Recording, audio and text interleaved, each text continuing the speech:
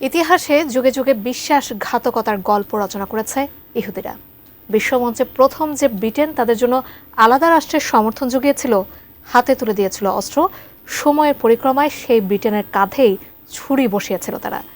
ইসরায়েলিদের হাতে দফায় দফায় হামলা ও হত্যার শিকার হয় ব্রিটিশ কর্মকর্তারা। সেই ইতিহাসই তুলে ধরেছেন আরিফ হাসান। প্রথম বিশ্বযুদ্ধে অটোমান সাম্রাজ্যের পতন ঘটলে ফিলিস্তিনের নিয়ন্ত্রণ চলে যায় ব্রিটেনের হাতে। তখন থেকে ফিলিস্তিনে একটি জুইশ ন্যাশনাল হোম অর্থাৎ ইহুদিদের জন্য আলাদা রাষ্ট্র প্রতিষ্ঠার পক্ষে সমর্থন দেওয়া শুরু করে ব্রিটেন। আর এটাই ছিল ইসরায়েল গঠনের প্রথম রাজনৈতিক স্বীকৃতি, যার শুরুটা করেছিল ব্রিটেন অর্থাৎ যুক্তরাজ্য। লিগ অব নেশনসের ম্যান্ডেট অনুযায়ী ফিলিস্তিনের নিয়ন্ত্রণ নিলে ইহুদিদের অভিবাসনে সহায়তা করতে থাকে ব্রিটিশ সরকার।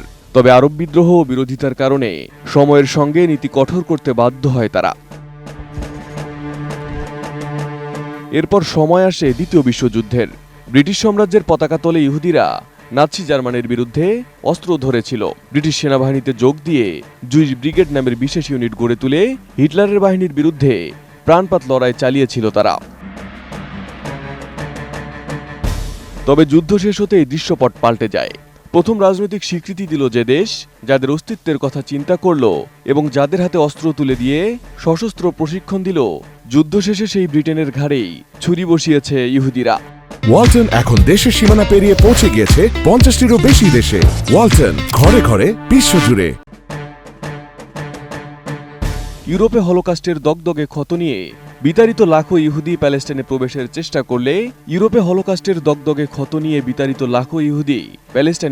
চেষ্টা করলে আরবদের চাপে অভিবাসন আইন কঠোর করে ব্রিটেন।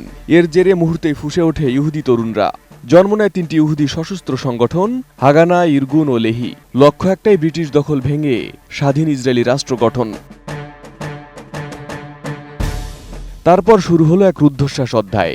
ইরগুনের গোপন অভিযান, লেহির হত্যাযজ্ঞ আর হাগানার কৌশলী গেরিলা হামলায় টালমাটাল হয়ে উঠল ব্রিটিশ শাসনযন্ত্র।